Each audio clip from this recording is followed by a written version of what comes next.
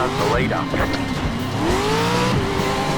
You're on the left, 3 wide, clear all round, right side.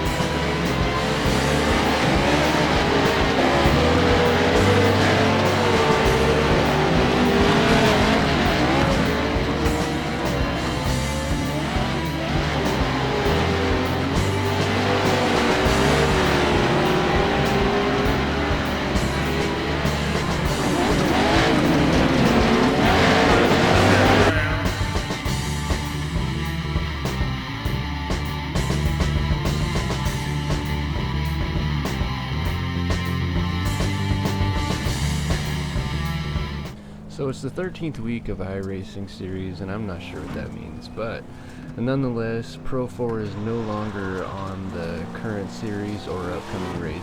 You have to go into current series, click on Lucas Oil 2x4 trucks, select Pro4 trucks, and then go down and find a race. This is kind of inconvenient, but kind of nice too, because now we're doing 15 lap races, and I think that's a lot more. Also, I was able to find a lot more speed with adjustments to my suspension tune. I was able to put down 2 personal best laps in a row. That was a 50.395, and this one's even better.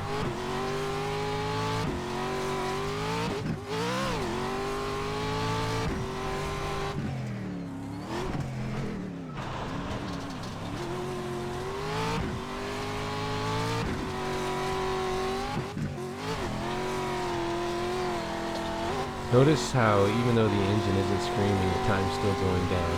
And if you don't have that clock up on your screen, you need to put it up there, because that's the single best way to shave time off your laps. I'm still working on this bad bounce into turn 7. I don't know if it's suspension or driver error. I'm guessing it's driver, because I see other people do it a whole lot better with a similar tune.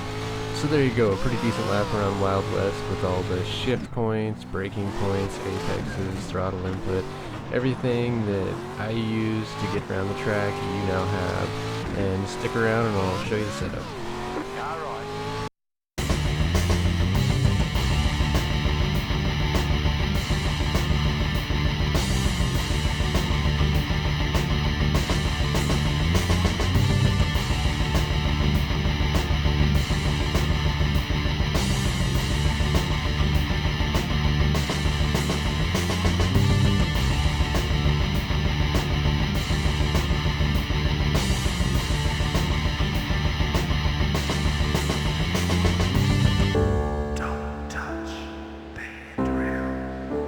So here it is, one of the craziest races in my iRacing career. It was my race to lose. I qualified fast, but as you can see, ran turn 1 a little bit wide, as I try to do because I don't want to get T-boned on the first lap, but I went a little too far out there and was not able to get away from the pack. At this point, let the shenanigans begin. This blue car here is, I don't know what to think of him. He's fast, but he's also out of control. He runs perfect lines and he makes weird mistakes. So I'm guessing he's a talented driver who might just be new, but nonetheless his race etiquette is a bit unusual to say the least. In the Lucas Oil Series, door-to-door contact is permitted, and that's what we're trying to simulate here. So contact like that's just fine. In real life, you wouldn't want to do it in a place like that. You'd call it a no-contact zone, considering the results if someone were to roll at those speeds. So here I go throwing the race away. I apexed way too late, straightened the truck out, and boom, you know, a couple spots back, but I had the outside line so I could get a run on Kirk, but still, I'm right in the middle, not a place I want to be. I had to check up too much and cause the chain react. And if that wasn't enough, I'm about to do it again. I'm going to dive to the inside, and as I drift wide, my back tire touches his front. And once that happens, there's really nothing you can do. You're stuck. You can't turn away from it. As you can see, I didn't just dive back onto the track. I made sure it was clear. I lost another position, but the race will go on.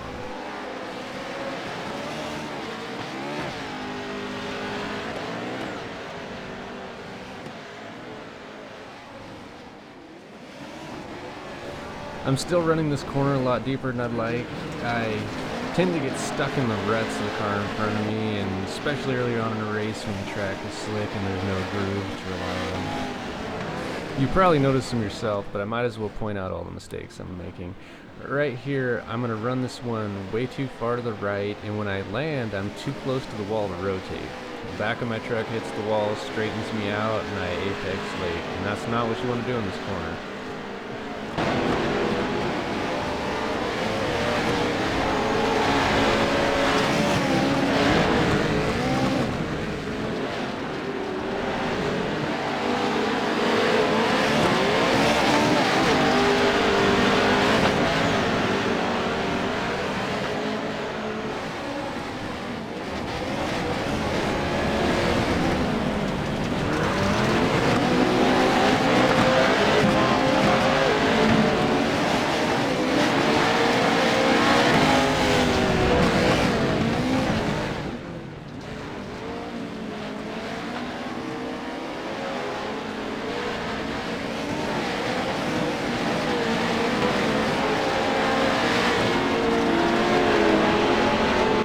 So one thing this blue car does well is he can pitch it into turn 7, which is something I used to try to do but couldn't get consistent results.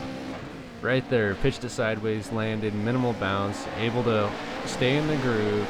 I took the inside line because I expected him to push wide, but he didn't. He was there to block me, so that was good driving on his part, but nonetheless more beating and banging and wear and tear on the cars.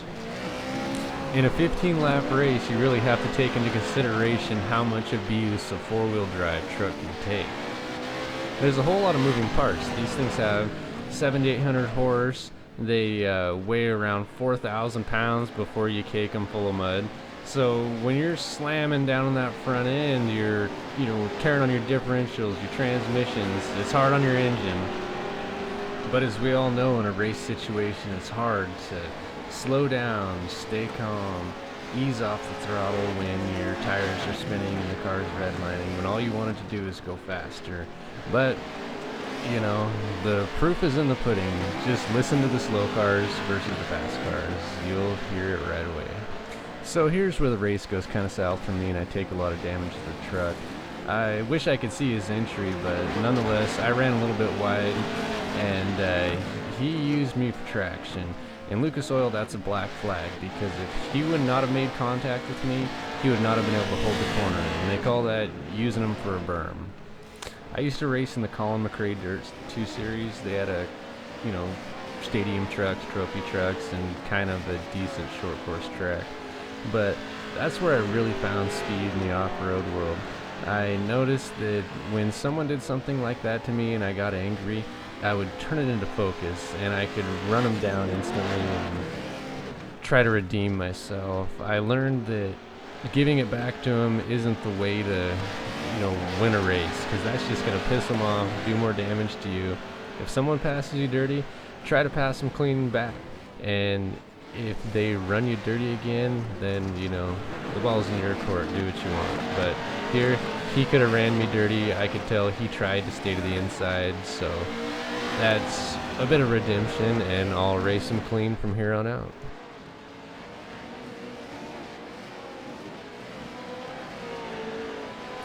Right here is where you really notice when you start to run out of truck. You pitch it into this corner, and it just doesn't drive like it should. You go up this hill, and you just can't get your RPMs up. It won't pull. And at that point, your race is pretty much over.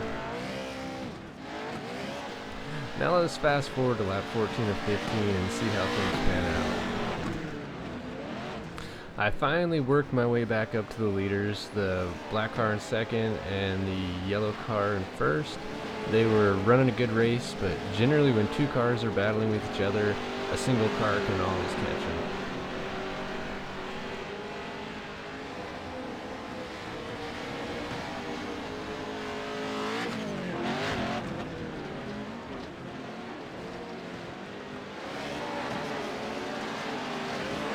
At this point, I can tell my truck is fading. It doesn't apex the same because I can't accelerate out of the turns, and I'm thinking it's over, but then all of a sudden, I see an opportunity.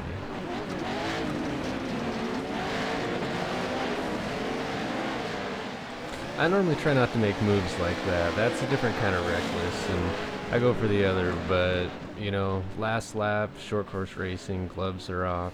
There's a random blue car here who is a lap down or about to go, and he's acting like he's going to win the race, and it's just enough to make it interesting and maddening. If this were a series race, that would be, pretty low on his part. As real as iRacing is, it's still just a game, and it's all about having fun. It's not about points. It's about having good races without spending millions of dollars. And at the end of the race, no one gets hurt, no one has to fix their car, but things like that are a bit disheartening. Anyways, hope this was helpful, and take care.